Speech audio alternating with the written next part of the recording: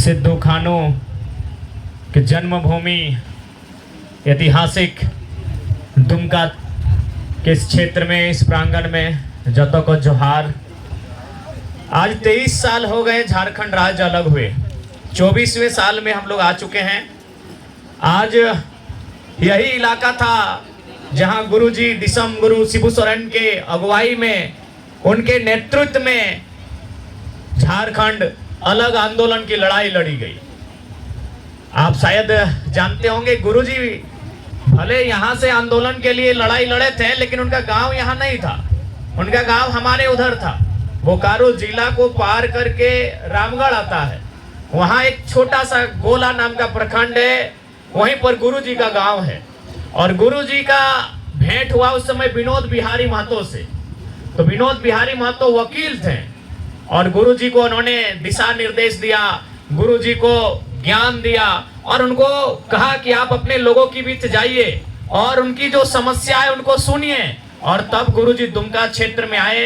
इस क्षेत्र में संथाल परगना के क्षेत्र में आंदोलन किए, महाजनों से लड़े, सूदखोरों से लड़े और तमाम कुरीतियों से लड़ते हुए एक नए झारखंड का निर्माण किया गया। लेकिन आज गुरुजी का आदर सब कोई करता है, पूरा झारखंड करता है, पूरा भारत करता है। लेकिन आज गुरुजी के विचार उनके घर में ही नहीं रहे। आज देखिए, उनकी एक पुतोहू कल्पना सोरेन जेएमएम की तरफ से है और उनकी एक पुतोहू सीता सोरेन बीजेपी की तरफ से है। उनका भाई बसंत सोरेन एक तरफ है। तो आज कहीं ना कहीं केवल और केवल गुरुजी जैसा झारखंड चाहते थे।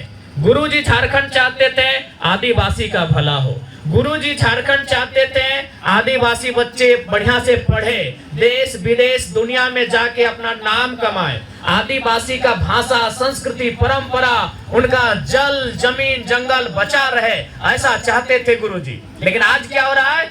आज जो झारखंड मुक्ति मोर्चा है, आज वो केवल और केवल अपना परिवार का भला चाहता है। आज आपके बच्चों का भला नहीं चाहता है। वो कभी बसंत सोरेन को मंत्री बनाना चाहता है, कभी कल्पना सोरेन को मुख्यमंत्री बनाना चाहता है, लेकिन आपके परिवार के बच्चों का भला नहीं चाहता। आज इसीलिए आज हमें लगता है कि संथाल समाज के बीच से नए नेता बन के आए। जैसे आज लता टुडू दीदी आई हैं, ऐसे बहुत सारे नौजवानों को आगे आना होगा। आप नौजवानों को सोचना होगा। आप ही बताइए, आज क्या परिस्थिति है? आज हमारे गांव को छीना जा रहा है, आज हमारे जंगल उजाड़े जा रहे हैं, पारसनाथ पहाड़ भी संकट में है। सुने थे ना, उसमें हम ही पहला आंदोलन किए थे।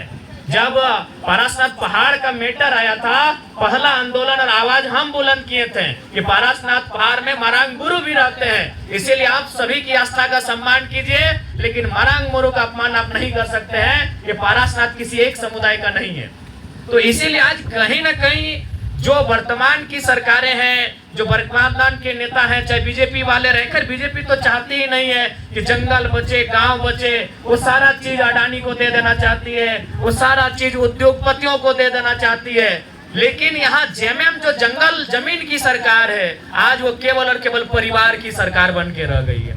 इसीलिए आज आदिवासी समाज के बीच से नए नेतृत्व आने होंगे। इनको ये बताना होगा कि आदिवासी वोट किसी परिवार की बपोती नहीं है। जो आदिवासी के समस्त समाज के बारे में सोचेगा, सभी के कल्याण के बारे में सोचेगा, आदिवासी समाज उसी के साथ जाएगा। चाहे वह दमयंती मुंडा दीदी रहे, चाहे बेबी लता टुडू दीदी रहे, जो आदिवासी के बारे में सोचेगा, आदिवासी भी अपना वोट उसी को देगा। वो किसी एक परिवार की बपोती बनके नहीं रहेगा। क्या नौजवान, आप ही बताइए, यदि अगर वास्तव में झारखंड मुक्ति मोर्चा आदिवासी का हितैषी है, तो बसंत सोरेन को मंत्री क्यों बनाना?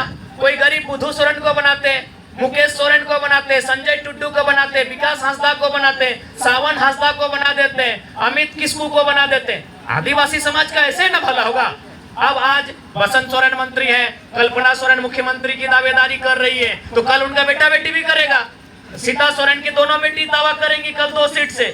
तो आप कहां जाएंगे? आपके हक अधिकार की बात कौन करेगा? एक परिवार से समाज नहीं होता है। इसलिए इस बात को बिल्कुल आप याद रखिए कि एक परिवार से समाज का भला नहीं होगा, 1-2 व्यक्ति से समाज का भला नहीं होगा। इसलिए आज आपको नए नेता बनाने होंगे, नए लीडर तराशने होंगे, और नए लीडर आपके बीच हैं बेबी लता टुडू आपके बीच है, रांची से दमयंती मुंडा आदिवासी समाज की बेटी है आपके बीच है। और जब ये सदन में जीत कर जाएंगे, सदन में इस बात को रखेंगे, समता कानून को मजबूती से राज्य में लागू कराने पे तर्क देंगे, हमारा जो पेशा कानून है उसे मजबूत किया जाएगा।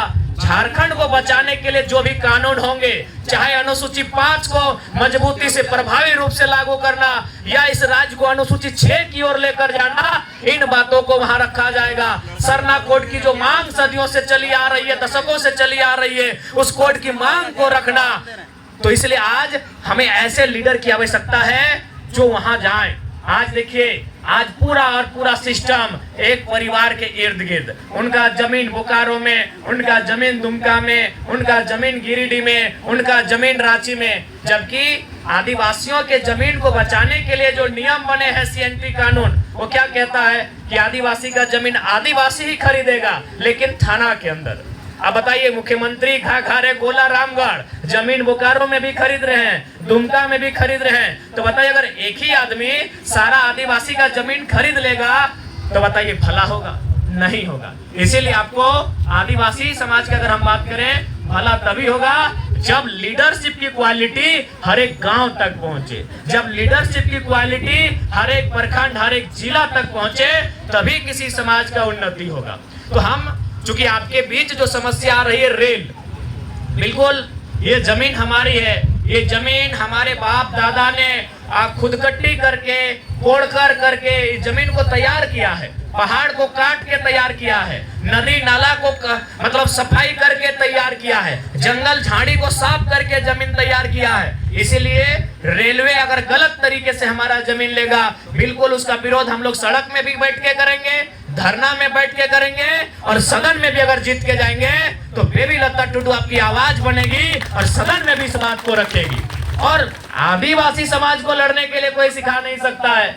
आज हमारे आदरणीय जयपाल सिंह मुंडा क्या कहते थे, वे जब संसद में गए थे, उन्होंने कहा था कि अध्यक्ष महोदय, आप आदिवासियों को लोकतंत्र की परिभाषा मत सिखाइए।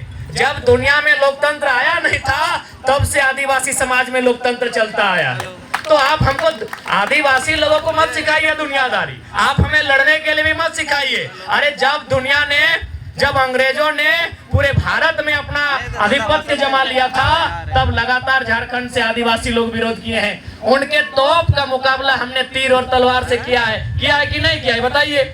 आज यही दुमका की धरती, यही सिद्धू कान्हू की धरती, आज इसी धरती से हमारे जो आदिवासी मूलवासी उस समय हुआ करते थे, उन्होंने हजारों की संख्या में जान देकर अंग्रेजों से मुकाबला किया है। तो इसलिए रेल आए चाहे कोयला आए, आदिवासियों का इतिहास लड़ने का रहा है। हमारा इतिहास अपने अधिकार के लिए लड़ने का रहा है। हम किसी से पीछे नहीं हटेंगे। अरे उतना तो छोड़िए, बिरसा तो लड़े ही लड़े, सिद्धू कान्हू लड़े ही लड़े हैं। एक इस देश में गांधी हुआ करते थे। अरे गांधी आधा धोती पहन के और लाठी से अंग्रेजों से लड़ गए, तो हम किसी से कम नहीं है। इस बात को केवल याद रखिएगा। ये गांधी का देश है। एगो लाठी, गांधी बाबा एगो लाठी लेके अंग्रेज से लड़ गए। अंग्रेज के पास बड़ा बड़ा बंदूक था, अंग्रेज के पास इतना बड़ा बड़ा बम था, अंग्रेज के पास इतना बड़ा बड़ा तोप था, और गांधी बाबा एगो लाठी लेके लड़ गए। तो हम लोग किसी से कमजोर नहीं है। बस हम लोग हिम्मत कीजिएगा कि ये जमीन, ये जंगल, ये पहाड़, ये गांव, ये खेत, ये खलिहान, ये सरकार की नहीं है, वो हमारी है। सरकार कब बना है बताइए तो? 1947 में। अच्छा बताइए, क्या हम लोग 1947 से यहाँ रहते हैं? पता नहीं कब से रहते हैं भैया। तो सरकार का कैसे ये गांव हुआ, सरकार का कैसे ये पहाड़ हुआ? ये हमारा है, हमारे बाप दादा का है। इसलिए इस बात को याद रखिए। हम लोग सदन में भी लड़ेंगे और सड़क में भी लड़ेंगे। इसके लिए अब तैयारी कीजिए। भारत गांधी का देश है, भारत बिरसा का देश है। हम लोग कहीं पीछे नहीं हटेंगे। उनके तोप का सामना, उनकी गोलियों का सामना हम लाठी से करेंगे, किताब से करेंगे, कलम से करेंगे, लेकिन अपने अधिकार से समझौता नहीं करेंगे। तो ज्यादा समय नहीं है। हम लोग फिर, हमारे बीच हमारी प्रत्याशी हैं बेबी लता टुडू। इनका जो छाप है वो गन्ना और किसान है। बिल्कुल गन्ना किसान, यानी जैसे बिरसा भगवान। देखिए उस फोटो को, गन्ना किसान ऐसे दिख रहा है जैसे वो बिरसा भगवान हो। तो इनके छाप पे मोहर लगा के इनको दिल्ली पहुंचाइए।